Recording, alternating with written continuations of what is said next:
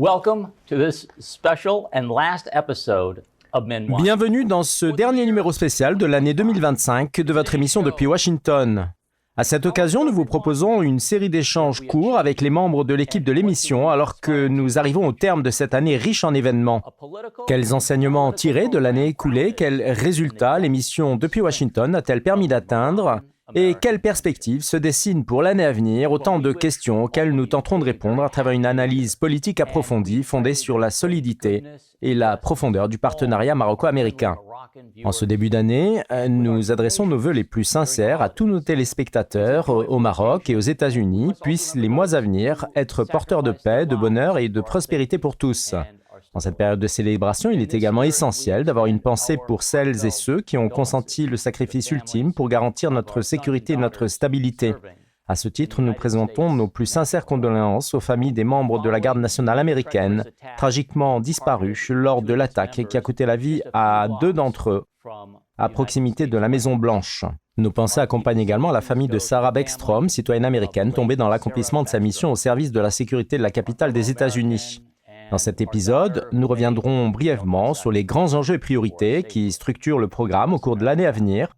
L'ensemble de ces thématiques s'inscrit dans la vocation première de Depuis Washington, offrir sur Média TV une plateforme médiatique dédiée à l'analyse et à la compréhension des relations maroco-américaines.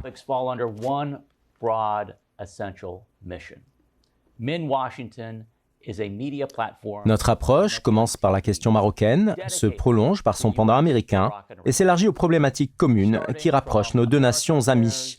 Marocains et Américains, nous œuvrons ensemble au renforcement d'un partenariat solide et privilégié.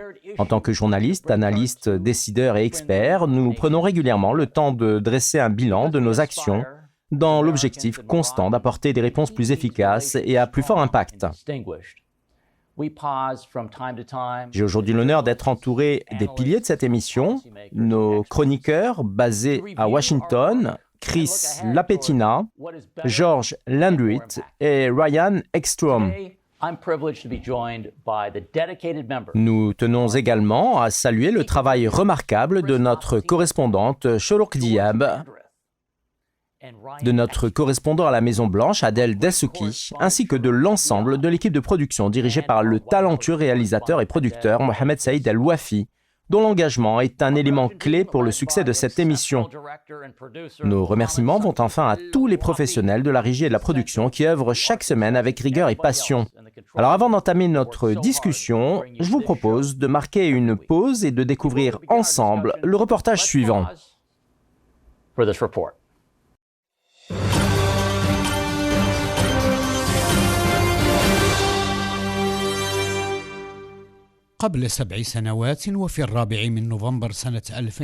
Il y a 7 ans, le 4 novembre 2018, Média TV diffusait le premier épisode de l'émission Depuis Washington. L'émission était auparavant intitulée Avec le Maroc depuis Washington. Le thème du premier épisode était Comment le Front Polisario est-il devenu une branche du Hezbollah, présenté par Adam Orly, ancien ambassadeur des États-Unis à Bahreïn et ancien porte-parole du département d'État américain. L'épisode marquait le début d'un programme ambitieux. Au fil des semaines, des mois et des années, l'émission a traversé l'épreuve de la pandémie de coronavirus, un événement qui a paralysé le monde entier. Cependant, le programme est demeuré plus fort que le virus, continuant à inviter des centaines d'experts et d'analystes américains qui ont affirmé la solidité, la profondeur et le caractère historique de l'amitié entre le Royaume du Maroc et les États-Unis. Certains ont même souligné l'exemplarité de ces relations, rappelant que le Maroc fut le premier pays à reconnaître l'indépendance des États-Unis et que ces relations n'ont cessé de se renforcer depuis lors. Le programme a ainsi contribué à établir les bases d'un travail médiatique à long terme sur la chaîne Média TV, alliant une vision proactive des événements à une analyse approfondie de l'actualité. L'émission a également pris l'initiative de rencontrer les citoyens dans la rue, recueillant leur opinion sur les questions nationales américaines, ainsi que sur des sujets d'intérêt commun pour les deux pays, notamment lors des événements sportifs et politiques majeurs. Grâce à cette émission diffusée depuis Washington, le micro de Média TV a su transmettre la perspective américaine aux téléspectateurs arabes et africains avec transparence, professionnalisme et impartialité. Les enjeux liés à la question du Sahara marocain ainsi que la coopération militaire, politique et économique entre le Maroc et les États-Unis ont constitué les axes principaux du programme. En outre, la résolution 2797 du Conseil de sécurité a couronné les efforts d'une nation après 50 ans d'une lutte contre le mensonge et les complots. La joie était palpable dans les coulisses, au sein de l'équipe technique et médiatique, qui a salué cette résolution par des larmes de joie et l'euphorie de la victoire, marquée par un discours royal qui a donné à l'événement un caractère festif. Bonne fête de l'unité à tous les Marocains, où qu'ils soient, avec le Maroc, depuis Washington et des 4 coins du monde, la marche continue. Cette année a été particulièrement riche et stimulante, aussi bien aux États-Unis qu'au Maroc, pour notre programme comme pour Médien TV. Avant d'entrer dans le vif de nos échanges, nous souhaitons donner la parole à nos collègues afin qu'ils adressent quelques mots à nos fidèles téléspectateurs ainsi qu'à l'ensemble de nos confrères journalistes, techniciens et équipes administratives, tant aux studios de Tanger qu'à ceux de Rabat. Chris, quel regard portez-vous sur l'année écoulée ? Merci Marc pour cette introduction qui, j'en suis certain, reflète parfaitement les sentiments que nous partageons tous. Comme vous le savez, en cette période de l'année, nous célébrons le Thanksgiving et nous efforçons d'exprimer notre gratitude. Ainsi, je pense que l'un des moments forts de cet épisode réside dans le fait que nous prenons le temps de nous remercier mutuellement, de remercier l'opportunité qui nous a permis de participer à cette émission exceptionnelle.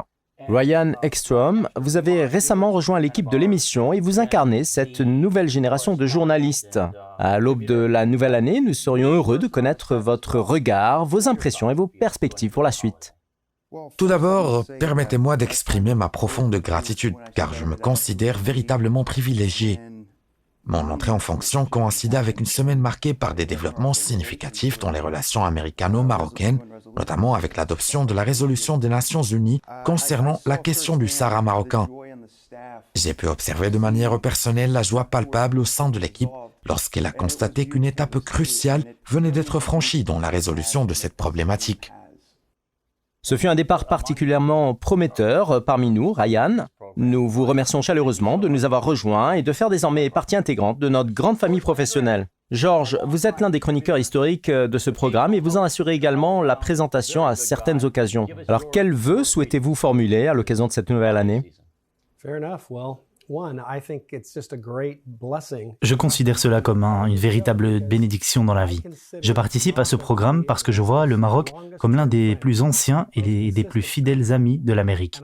Cette relation me paraît d'une importance capitale. C'est pourquoi je prends un réel plaisir à contribuer à ce programme, car j'ai la conviction de jouer un rôle dans le renforcement et la promotion des liens entre les États-Unis et le Maroc, une démarche toujours louable. En tant que nation américaine, nous célébrons cette année les 250 ans de notre indépendance. Le Maroc a été un ami et un allié depuis le tout premier jour et il l'est demeuré sans relâche durant ces 2 siècles et demi.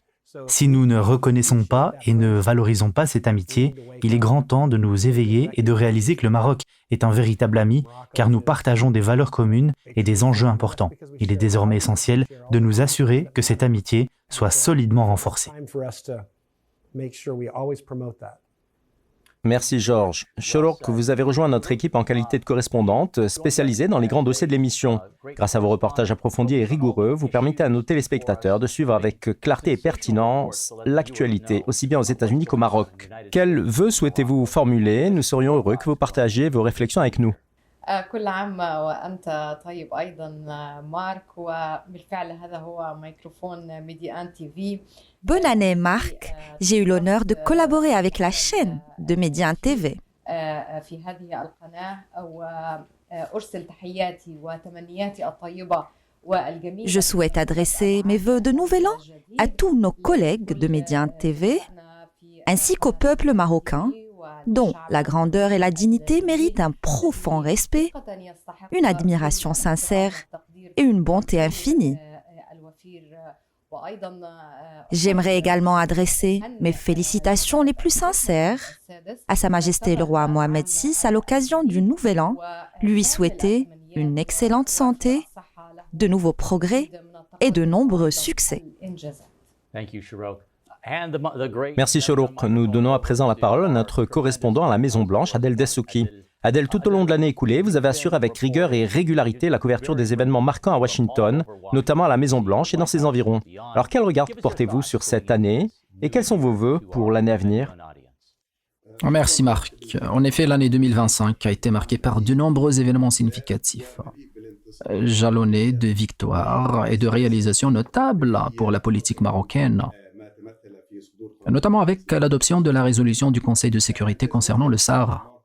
Je saisis cette occasion pour adresser mes sincères félicitations au peuple marocain et à Sa Majesté le roi Mohammed VI pour ses succès, en lui souhaitant une santé parfaite et une réussite continue. Permettez-moi d'ajouter que nous adressons nos salutations les plus chaleureuses à notre vaste public, tant au Maroc qu'à l'international, et plus particulièrement aux téléspectateurs de l'émission depuis Washington. Ce programme engagé nous est cher et nous nous engageons à offrir un service médiatique de la plus haute qualité. Nous espérons qu'il continuera à assister au débat et à participer activement aux discussions cruciales sur l'actualité. Thank you so much, Adel. So it's been a huge year. Merci Adèle. L'année qui s'achève a en effet été riche en événements, aussi bien au Maroc qu'aux États-Unis.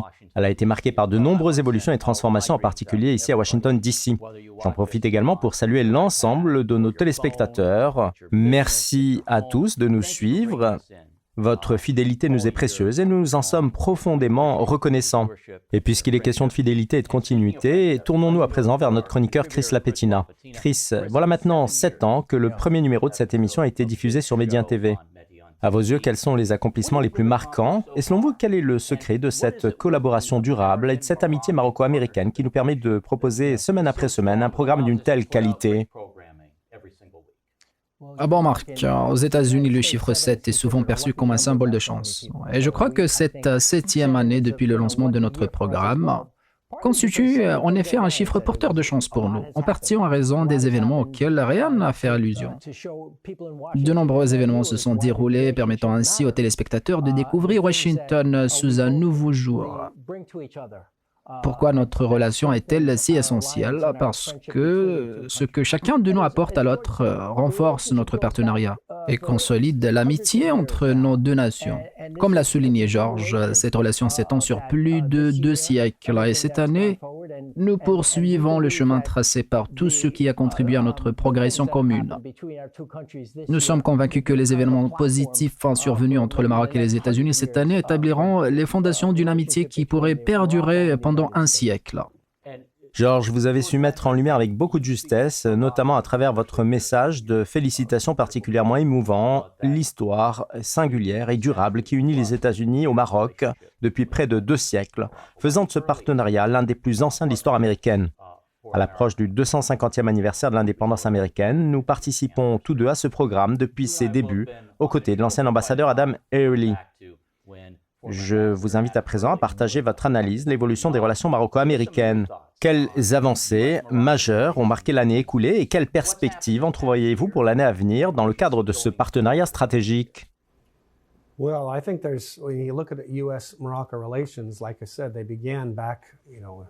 Je pense que si l'on examine les relations américano-marocaines, on constate qu'elles remontent à l'époque de la rédaction de la Déclaration d'indépendance, soit il y a plus de 2 siècles. En observant les événements récents, comme l'a souligné Chris, cette année a été particulièrement positive. En effet, si mes souvenirs sont exacts, le président Gerald Ford fut probablement le premier président américain à reconnaître la souveraineté du Maroc sur le Sahara, une reconnaissance qui s'est intensifiée au fil du temps. Bien qu'à l'époque cette déclaration n'ait pas été une priorité majeure de la politique américaine, elle a progressivement pris de l'ampleur. Aujourd'hui, non seulement les États-Unis reconnaissent cette souveraineté, mais les Nations Unies l'ont également validée. Il ne reste plus qu'une poignée de pays à ne pas avoir exprimé cette reconnaissance, tandis que plus de 90% des nations du monde soutiennent le Maroc dans cette veine. Je considère cela comme une avancée majeure et je suis heureux de voir ce progrès tout en espérant que nous ne continuerons à promouvoir de telles initiatives car elles revêtent une grande importance. Le Maroc a toujours eu une vision claire de stabilité et de paix portée par des dirigeants sages qui nourrissaient des ambitions profondes depuis de nombreuses années. Ces dirigeants ont concentré leurs efforts sur la démocratie et la défense des intérêts du peuple. Sa Majesté le roi Mohammed VI a toujours mis l'accent sur le bien-être de son peuple et la nécessité de garantir aux citoyens une vie digne. Personnellement, j'apprécie grandement cette approche car elle témoigne du caractère inspirant de Sa Majesté. Il existe au Maroc une tradition bien ancrée de ce type de leadership visionnaire. Je ne prétends pas que Sa Majesté soit le seul roi marocain à incarner cette inspiration, mais elle distingue de manière particulière et son influence se fait sentir depuis de nombreuses années. Le Maroc a eu de la chance de bénéficier d'un tel leadership et je pense que tout le monde en reconnaît la valeur. J'espère que le monde continuera de voir et d'apprécier cette approche. La raison pour laquelle je soutiens pleinement cette vision, c'est que Sa Majesté le roi Mohammed VI est perçu comme l'un des dirigeants les plus raisonnables et sages.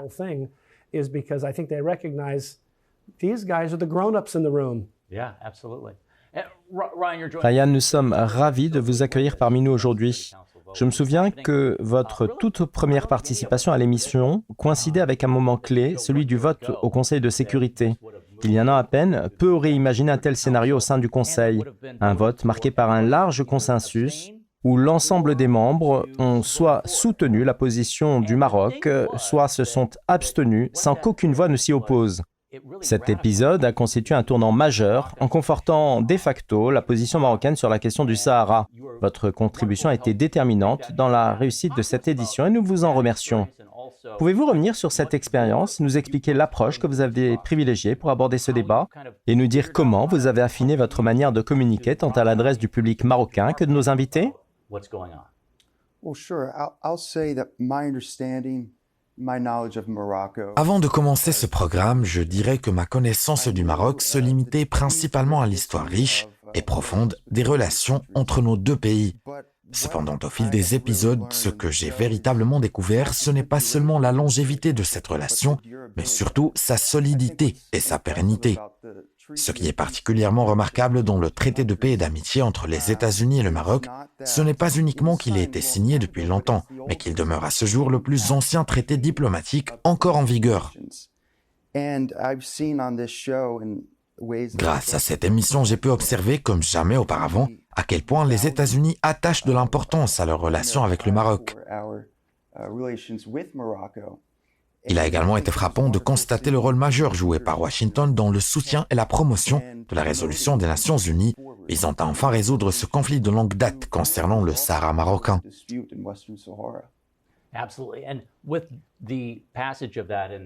Avec l'adoption de la résolution 2797, une nouvelle étape s'est ouverte, sans doute la plus délicate du processus de coopération diplomatique. Bien entendu, Adel, cette question demeurera au centre de nos échanges au cours de l'année à venir. Fort de votre longue expérience en tant que journaliste et correspondant international, nous serions honorés de vous entendre sur les tendances que vous avez observées à l'échelle mondiale ainsi que sur l'évolution des relations entre les États-Unis et le Maroc au cours de l'année écoulée. Marc, Washington est une capitale dynamique, pleine de rebondissements. Au cœur de cette ville se trouve la Maison-Blanche, où se prennent les décisions cruciales. Cela signifie qu'à tout moment, une nouvelle décision attire l'attention des journalistes du monde entier venus pour l'analyser. Bien entendu, nous suivons de près l'actualité de Washington ainsi que la chaîne Média TV en raison des enjeux d'intérêt commun entre le Maroc et les États-Unis. Permettez-moi de souligner 2 points essentiels. Nous souhaiterions nous adresser ensemble aux téléspectateurs de Média TV. Et plus particulièrement à ceux de l'émission depuis Washington, pour mieux comprendre comment les sujets sont choisis et comment ces problématiques sont traitées, en particulier du point de vue éditorial. 3 facteurs principaux sont à l'origine de cette démarche. Le premier est l'équipe, une équipe méticuleusement sélectionnée, composée de journalistes américains et arabes, dont vous êtes un parfait exemple d'ailleurs. Votre expérience politique et journalistique solide constitue un atout précieux pour ce programme.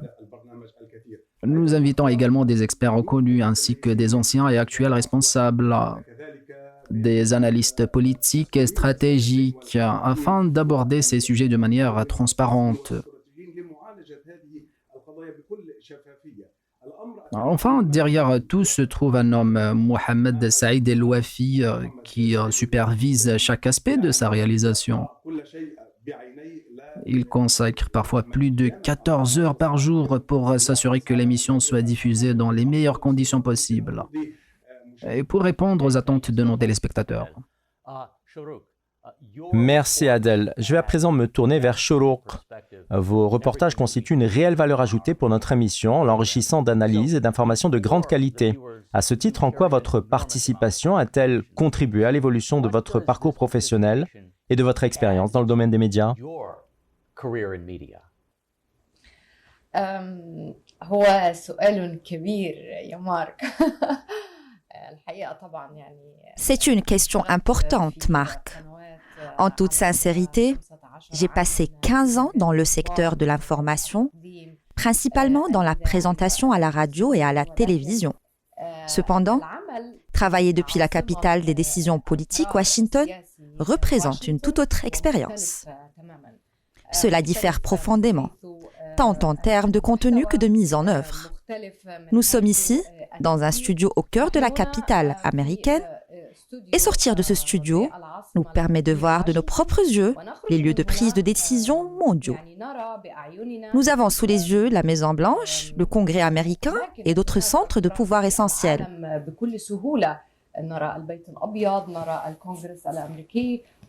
Ce qui se passe ici à Washington est intrinsèquement lié à la dynamique mondiale, notamment en ce qui concerne les différentes régions et les zones de conflit, comme celles que nous observons au Moyen-Orient, en Ukraine et dans d'autres parties du monde.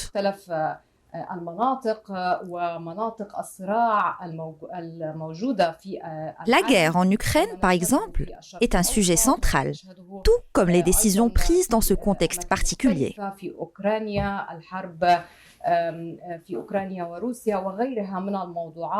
À Washington, les décisions sont prises dans un environnement vraiment unique, Marc.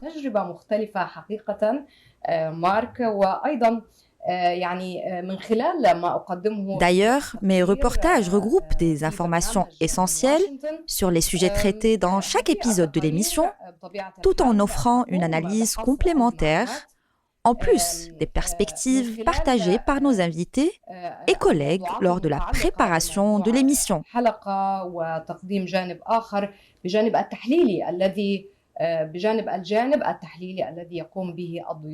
Je pense également que ma voix reflète celle de mon collègue Adel, qui a exprimé ses remerciements et décrit les efforts considérables déployés en coulisses pour faire aboutir ce programme.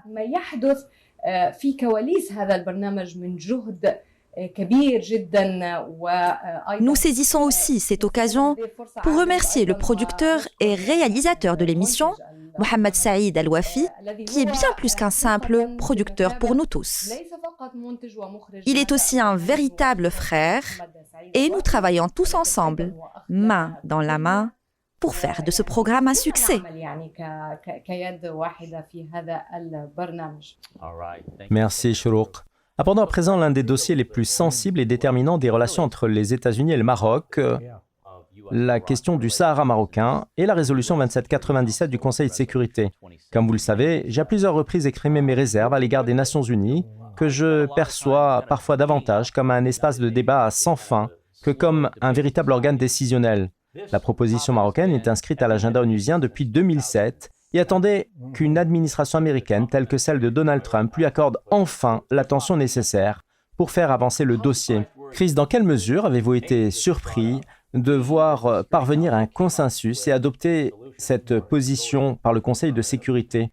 Il revient désormais aux diplomates de finaliser les modalités restantes et d'amener l'Algérie à s'engager dans le processus de négociation. Bon, lors de ce vote, je considère que c'était le meilleur épisode que nous ayons présenté cette année. L'une des raisons en est que nous avons mis en lumière les difficultés auxquelles le Maroc a dû faire face pour parvenir à ce résultat. Cela m'a profondément marqué et m'a rempli de fierté de soutenir le Maroc, tant pour le chemin parcouru que pour sa quête de justice. Une quête qui a débuté avec la Marche verte et qui a nécessité 50 ans d'efforts. Ce fut une démarche résolument pacifique dans laquelle le Maroc a refusé de recourir à la violence ou à la guerre, préférant mobiliser ses ressources diplomatiques pour attirer l'attention de la communauté internationale et affirmer qu'une injustice devrait être réparée. Et après 5 décennies, il semble que justice ait été rendue. Nous avons d'ailleurs abordé ce sujet dans l'émission. Nous avons évoqué la lutte pacifique du Maroc en parallèle avec le mouvement des droits civiques aux États-Unis. Un mouvement qui lui aussi a mis des décennies à atteindre son but, mais qui a fini par parvenir de manière pacifique.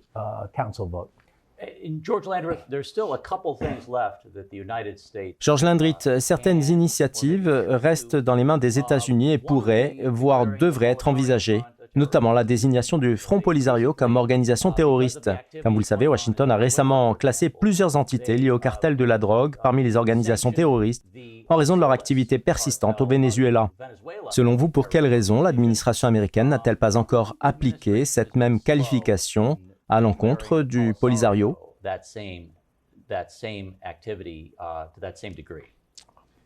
Je pense que cela peut s'expliquer en partie par le fait que cette décision allait bien au-delà d'une simple expression du point de vue de l'administration Trump. Elle envisage le Polisario comme une organisation terroriste et je suis convaincu que la majorité des membres du Congrès partagent cet avis. Cependant, il est essentiel de maintenir un équilibre entre les différentes questions soulevées afin de valoriser l'émergence d'une solution constructive. À mon sens, il est nécessaire d'engager un dialogue avec les responsables marocains afin d'évaluer si la désignation du Polisario comme organisation terroriste serait réellement bénéfique ou si elle risquerait de limiter notre capacité à faciliter l'organisation de négociations en vue d'une solution durable. Les dirigeants marocains, étant plus proches du terrain, possèdent une expertise précieuse sur cette question. Si cette classification prend plus de temps, c'est probablement parce que les États-Unis souhaitent éviter des réactions précipitées à des enjeux susceptibles d'engendrer des tensions, ce qui pourrait nuire à la mise en œuvre du plan visant à renforcer la souveraineté marocaine sur le Sahara. Nous allons à présent faire une courte pause avant de reprendre le débat dans cet épisode spécial de votre émission depuis Washington. Alors, restez avec nous. Please stay with us.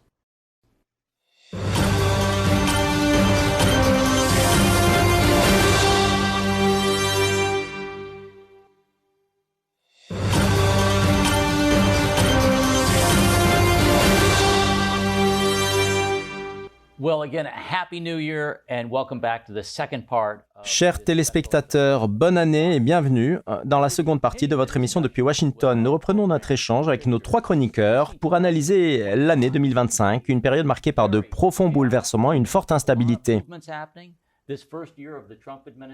La première année du second mandat du président Trump, particulièrement dense et mouvementée, s'est révélée à bien des égards aussi exigeante, voire plus que son premier mandat.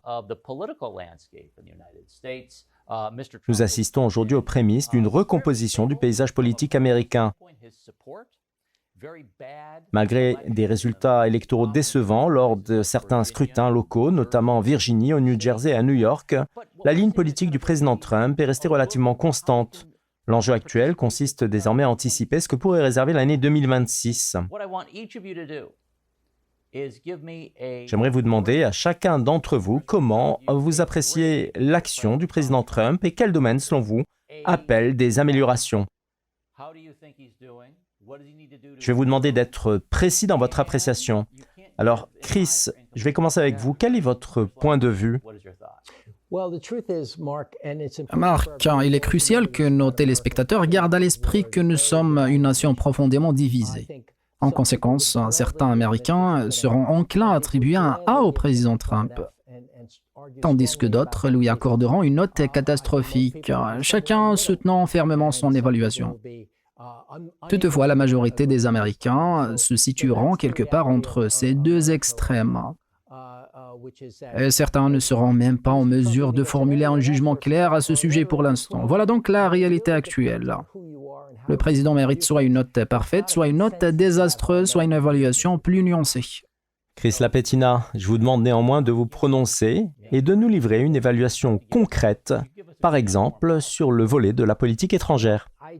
Bon, j'ajouterais que c'est là une autre raison pour laquelle ce programme me tient particulièrement à cœur. Dans de nombreuses émissions que nous suivons à Washington, les invités s'opposent fréquemment et ne parviennent pas à un accord, car cela fait partie intégrante du format de l'émission. Cependant, au cours des années où j'ai participé à ce programme, les invités ont souvent fait preuve d'objectivité, d'honnêteté et ont reconnu les bons résultats obtenus par certains responsables, même ceux qui n'avaient pas voté pour eux. Permettez-moi de commencer par identifier un point commun que je trouve chez le président Trump, sa vision différente de la politique étrangère. Contrairement à certains Américains qui lui témoignent un soutien plus marqué que le mien et qui estiment qu'il n'a pas encore enregistré de succès en politique étrangère, je considère qu'il a véritablement réussi à impulser une dynamique sur certains dossiers, comme celui du Sahara. There we go. We got a En définitive, nous avons accordé une évaluation très positive à son action sur le dossier du Sahara. Ryan Ekstrom, un an après le retour du président Donald Trump à la Maison-Blanche, quelle note attribuez-vous à sa performance globale? in returning to the White House. Sticking to the foreign policy side of it, I would say there may be two different ways. Je souhaiterais me concentrer sur l'aspect relatif à la politique étrangère. Il existe en effet deux manières distinctes d'évaluer la performance de la direction. Ongoing, long-going disputes around the world. À travers la vision et la dynamique politique impulsée par le président sur plusieurs conflits prolongés à l'échelle mondiale, tels que le Sahara marocain, la situation entre Israël et Gaza, ou encore la crise russo-ukrainienne, nous pouvons constater qu'il a pris la décision de ne plus accepter le statu quo et de mettre un terme à ces crises. Ce n'est pas une simple déclaration générale, mais bien une volonté tangible de trouver des solutions concrètes. On that part, I would give an A. À ce niveau précis, il est évident que l'évaluation mérite une excellente note. Tangibles, right? What comes of it? Much of that is yet to be seen. L'autre aspect concerne les résultats concrets, c'est-à-dire l'issue de ces mesures. Et une grande partie de ces résultats demeure incertaine. You know, there is a preliminary peace deal. À ce jour, cet aspect peut être considéré comme moyen, voire faible. Un accord de paix préliminaire a été signé à Gaza, mais il reste incomplet. De nombreux points demeurent à résoudre et l'efficacité réelle des clauses spécifiques n'est pas garantie. Il en va de même pour le dossier russo-ukrainien. L'administration a proposé un plan de paix en 19 points, mais les grandes questions qui ont bloqué tout progrès depuis le début demeurent sans réponse, notamment la situation des zones contrôlées par la Russie, en particulier dans le Donbass, à l'est de l'Ukraine. Russia has gained or at least claimed to control now, namely in the Donbass region of Ukraine. Par ailleurs, le président Vladimir Poutine semble maintenir sa position. Zelensky doit quitter le pouvoir dans le cadre de tout accord. Tant que ces questions majeures resteront en suspens et que de véritables avancées ne seront pas enregistrées, il sera difficile de prévoir quels résultats concrets découleront de la vision audacieuse que le président Donald Trump tente d'appliquer à ces conflits. These conflicts around the world. Very true. Okay, so George Landreth, we have an A. C'est en effet le constat que l'on peut dresser. Georges, nous disposons à présent d'une analyse détaillée concernant le Maroc et plus particulièrement le dossier du Sahara qui a fait l'objet d'une évaluation très favorable. En revanche, l'appréciation globale de la politique étrangère demeure plus nuancée. Si certains progrès ont été enregistrés, de nombreux volets restent encore à consolider. Georges, quel regard portez-vous sur le bilan du président Donald Trump après une année à la tête du pays? Pourriez-vous proposer une évaluation plus précise que celle avancée par Chris? Sur quel dossier estimez-vous que des résultats concrets ont été obtenus? Et enfin, quelles sont vos attentes quant à ses performances au cours de l'année à venir? Prognosis for him in a year ahead.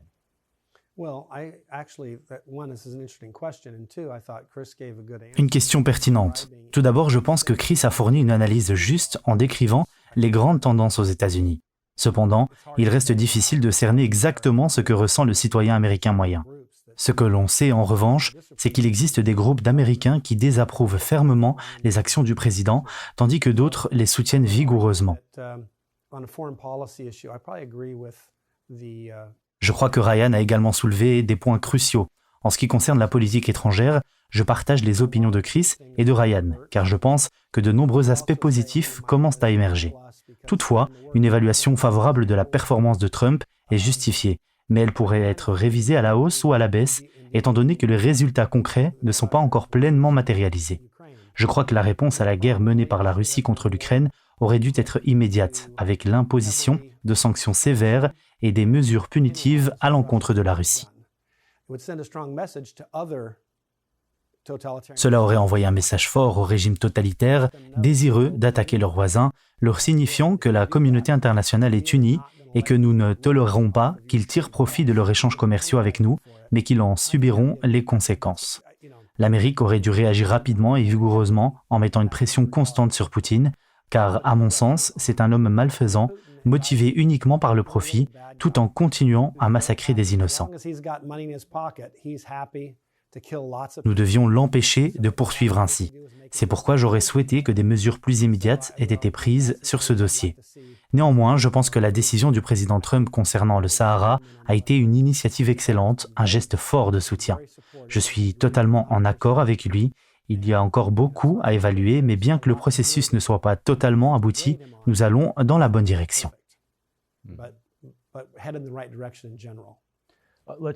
Nous aurons bientôt l'occasion de recueillir vos analyses et vos anticipations sur ce dossier. Quelle évolution envisagez-vous concernant la question du Sahara ? L'Algérie acceptera-t-elle de s'engager dans des négociations directes ? Le Conseil de sécurité poursuivra-t-il l'exercice de pression constructive afin de faire progresser ce dossier ? Enfin, dans un contexte diplomatique particulièrement chargé, de Gaza à l'Ukraine, en passant par une éventuelle adhésion du Kazakhstan aux accords d'Abraham, les négociateurs américains seront-ils en mesure de maintenir la question du Sahara au rang de leur priorité ? Chris, quelles sont vos attentes pour le dossier du Sahara à l'horizon 2026 ? Une piste qui pourrait contribuer à faire progresser la situation serait qu'un pays comme les États-Unis commence à exploiter les opportunités économiques offertes au Sahara marocain.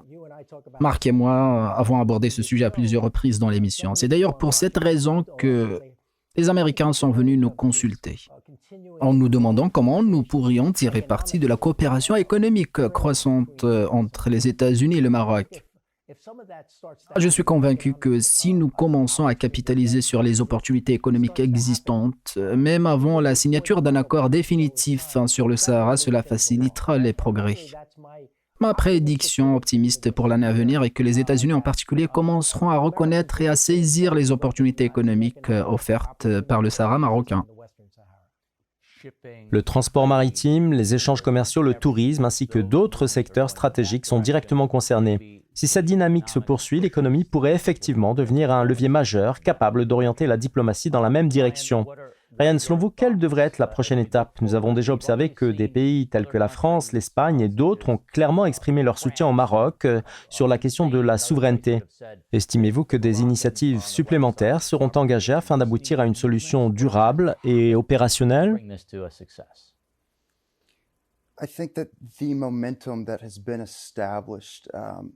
Je pense que la dynamique observée jusqu'à présent revêt une importance capitale. Washington a consacré une part significative de son capital politique pour obtenir un vote aux Nations Unies sur cette question et son adoption a été perçue comme un succès majeur en soi.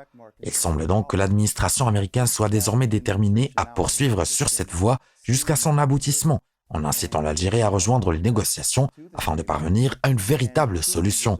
Les progrès réalisés à ce jour constituent un signe encourageant en ce qui concerne l'engagement de l'administration américaine sur ce dossier lors de la prochaine phase. Je suis convaincu qu'il ne s'agit pas d'un sujet qu'elle abandonnera, et Donald Trump en particulier semble pleinement investi dans cette démarche. Georges, comment voyez-vous l'année 2026 en ce qui concerne la question de la souveraineté du Maroc sur le Sahara ?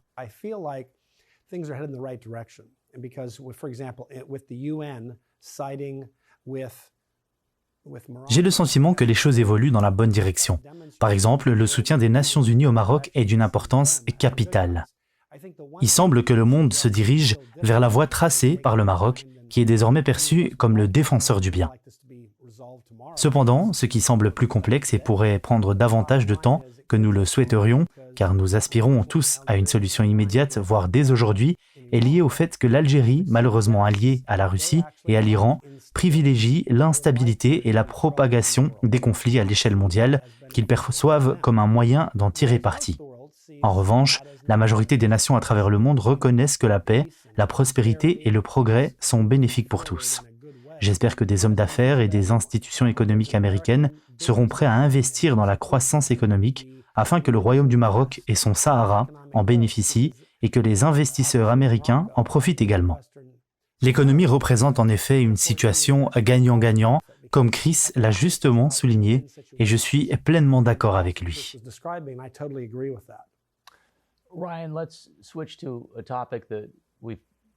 Ryan, abordons un sujet déjà évoqué par Georges, à savoir le dossier Russie-Ukraine. Comme nous le savons, Donald Trump a affirmé à plusieurs reprises qu'il mettrait fin à cette guerre dès son premier jour au pouvoir, une promesse qui à ce stade n'a pas été tenue. Cela dit, il apparaît que Trump se montre généralement plus efficace lorsqu'il dispose de leviers d'action concrets. Or, son influence sur Vladimir Poutine est restée limitée, notamment en raison de la capacité persistante de la Russie à exporter son pétrole et son gaz, ce qui contribue indirectement au financement de la guerre en Ukraine. Bien que l'on commence à observer une évolution progressive de cette dépendance énergétique, Trump ne dispose toujours pas d'un levier suffisamment déterminant pour s'adresser directement au Kremlin et exiger un arrêt immédiat du conflit. Selon vous, vers quelle issue cette situation pourrait-elle évoluer?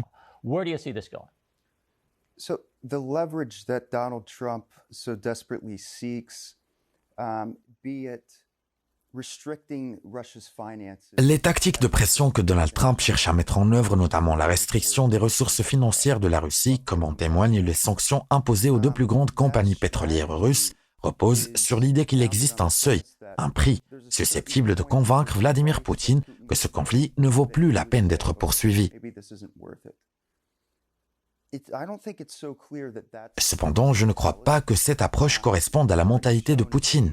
Il a à maintes reprises montré qu'il était prêt à sacrifier un grand nombre de soldats russes, utilisant la tactique du hachoir à viande humain, envoyant des troupes au front sans hésitation.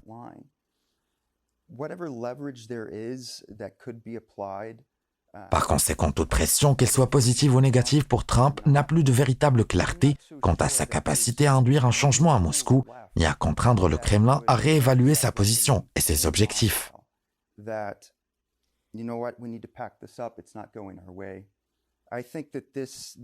Les événements ne se déroulent pas comme prévu et il devient de plus en plus difficile de trouver des leviers permettant d'imposer une telle conviction. Je crois donc que cette guerre se prolongera encore pendant une période prévisible.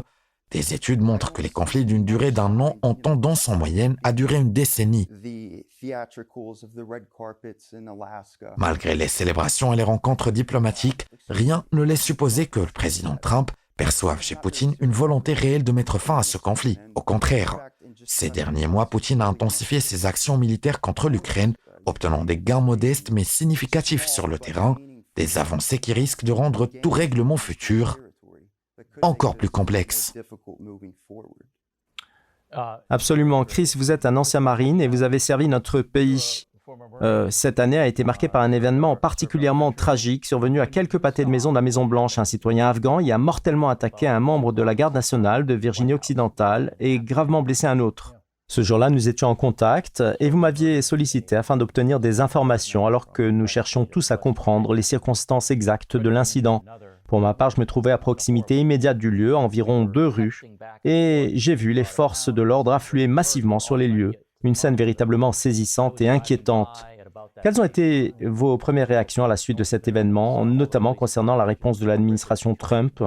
Je pense en particulier à l'éventualité de nouvelles interdictions, à une réévaluation des conditions d'entrée de certains ressortissants étrangers aux États-Unis, ainsi qu'au renforcement des contrôles de sécurité qui leur sont appliqués. Si l'on met cet attentat en perspective avec l'affaire du citoyen somalien du Minnesota, accusé de fraude et de transfert financier vers une organisation terroriste somalienne, il semble que l'ensemble de ces événements ait contribué à justifier aux yeux de l'administration Trump l'adoption de telles mesures. Quelle lecture faites-vous de ces différents événements et de la logique politique qui en découle?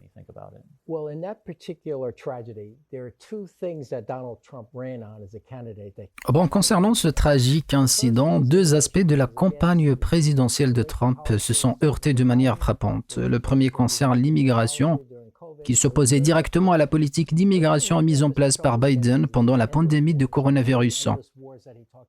En second lieu, Donald Trump s'était fermement opposé durant sa campagne aux guerres interminables, dont l'une des plus marquantes était la guerre américaine en Afghanistan, qui a duré 20 ans, coûté peut-être 1000 milliards de dollars et a coûté la vie à de nombreux Américains.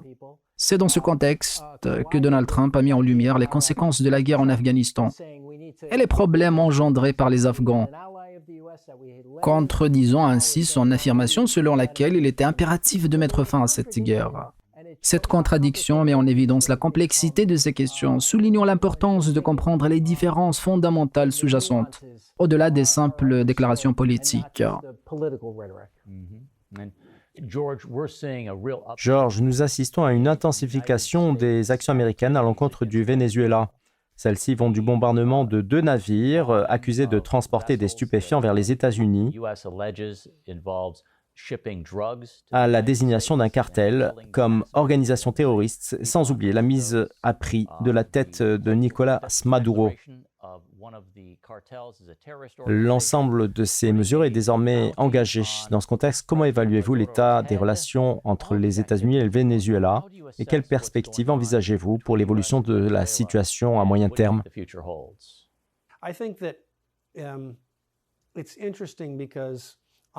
Je trouve cela intéressant car d'une part, cela semble fondamentalement s'apparenter à un conflit militaire. En effet, si on examine l'histoire, on remarque que durant la Seconde Guerre mondiale, nous avons coulé des navires allemands, tout comme l'Allemagne a coulé les nôtres, sans qu'aucun procès n'ait été engagé pour déterminer la légitimité de ces actes. Certains Américains perçoivent le naufrage des navires vénézuéliens comme un geste qui suscite de la rancœur. Cependant, en réfléchissant et en prenant en compte les nombreuses informations disponibles, il me semble que ces navires appartiennent à des réseaux criminels de trafiquants de drogue. De plus, les personnes à bord sont désignées comme des passagers, bien que ces navires ne ressemblent en rien à des navires passagers. L'un d'eux, par exemple, était un sous-marin et non un simple bateau de pêche, car la forme d'un bateau de pêche est clairement identifiable. Si je vois des individus se diriger vers les États-Unis avec l'intention de causer des troubles, je préfère qu'ils ne réussissent pas à pénétrer sur le territoire américain.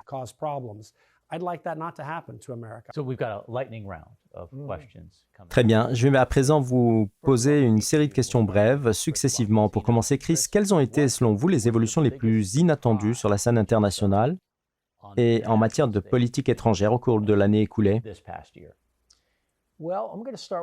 Bon, je commencerai par ce qui m'a le plus surpris, mais aussi déçu. Netanyahou demeure toujours au pouvoir en Israël. Après les événements du 7 octobre, et une fois ce que l'on avait qualifié de fin de guerre accomplie, je pensais qu'il y aurait suffisamment de mobilisation au sein de la population israélienne. Même parmi ceux qui l'avaient soutenu, mais qui avaient été choqués par l'échec du 7 octobre pour exiger sa destitution. Cependant, comme nous avons pu l'observer lors du tournage de cet épisode, cela ne s'est absolument pas produit. Je suis donc à la fois surpris et déçu par cette situation. Ryan, quelle est pour vous la plus grande surprise concernant la politique étrangère en 2025? By far, it would be the military strikes on Iran's nuclear facilities. Sans hésiter, les frappes militaires contre les installations nucléaires iraniennes constituent l'événement le plus marquant. Ces frappes s'inscrivent dans un contexte de longue date. Depuis que l'Iran a acquis des capacités nucléaires sous le Shah, puis après sa transformation en régime religieux, Israël s'efforce de neutraliser ces installations à rythme croissant, et ce, depuis au moins l'administration Clinton. À chaque occasion, Israël a présenté à l'administration américaine en place, quel que soit le président, ce qu'ils appelaient un paquet de cibles en Iran, en exprimant leur intention de frapper ces installations. Cependant, tous les présidents américains ont catégoriquement rejeté ces demandes. Ainsi, la frappe réalisée par Israël a concrétisé cette vision, indépendamment de l'aval ou non de Washington. La participation des États-Unis à cette opération a constitué un véritable choc et, à mon sens, pris de court de nombreux observateurs des affaires iraniennes pour des raisons que nous examinerons plus en détail lors d'un prochain épisode.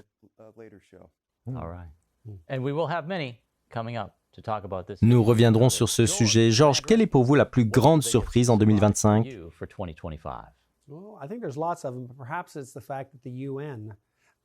Je considère que la situation était bien plus complexe, mais le fait que l'ONU ait approuvé et soutenu le plan marocain ne m'a pas véritablement surpris.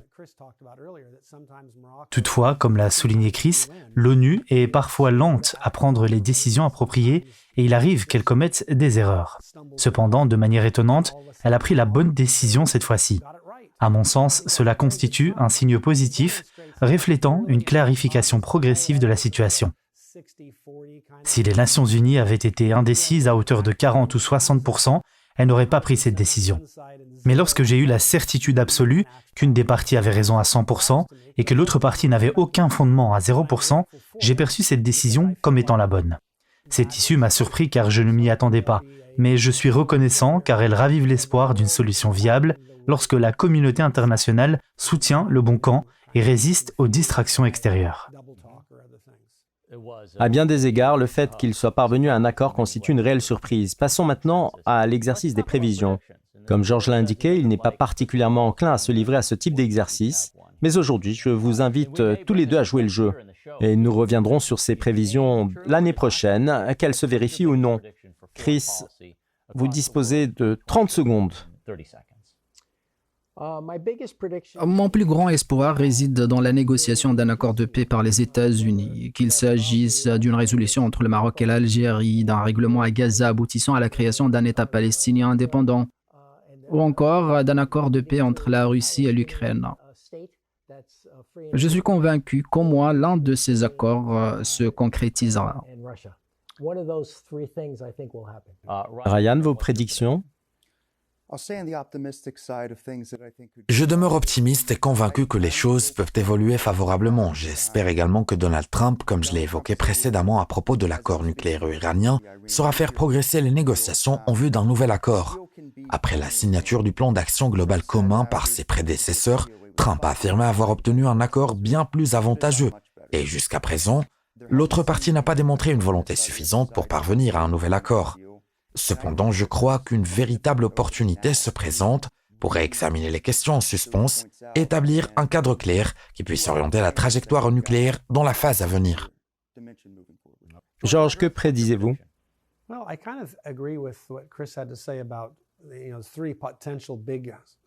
Je partage en partie l'avis de Chris concernant la possibilité de surprises telles qu'une paix entre Gaza et Israël, une solution au conflit du Sahara, la résolution des tensions entre le Maroc et l'Algérie, ainsi que la fin de la guerre en Ukraine.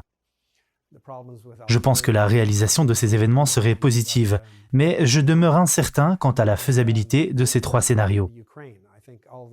La Russie, en tant qu'acteur clé dans 2 des 3 questions, pourrait avoir un intérêt à ralentir les progrès, car elle semble systématiquement privilégier une propagation des conflits à l'échelle mondiale. Nous venons d'assister à un échange particulièrement remarquable et d'une grande richesse. Nous vous remercions chaleureusement pour vos analyses et vos prévisions. Et vous formulons le vœu sincère que les perspectives les plus optimistes, notamment celles liées à la paix, puissent se concrétiser d'ici l'année prochaine. Merci de suivre votre émission depuis Washington. Nous vous invitons à nous rejoindre sur les plateformes digitales de Médien TV. N'hésitez pas à nous faire part de vos suggestions et des thématiques que vous souhaitez voir abordées à l'avenir. Chris Lapatina, George Landreth, Ryan Ekstrom. Un immense merci à notre équipe exceptionnelle, Chris Lapetina, George Landreth, Ryan Ekstrom, Adel Dessouki et Shurok Diab. Nous adressons également nos remerciements à l'équipe de production sous la direction du réalisateur et producteur Mohamed Saïd Al-Wafi, à qui nous avions proposé de répondre à quelques questions, mais qui a choisi de laisser la parole aux téléspectateurs, véritables juges de son travail. Pour ma part, je tiens à vous rappeler que cette plateforme est la vôtre. N'hésitez pas à y partager vos opinions et vos suggestions. Je vous souhaite une fois encore une excellente année et beaucoup de réussite. Je vous donne pour ma part rendez-vous en 2026 pour le prochain épisode de votre émission depuis Washington. In the next episode of Min Washington.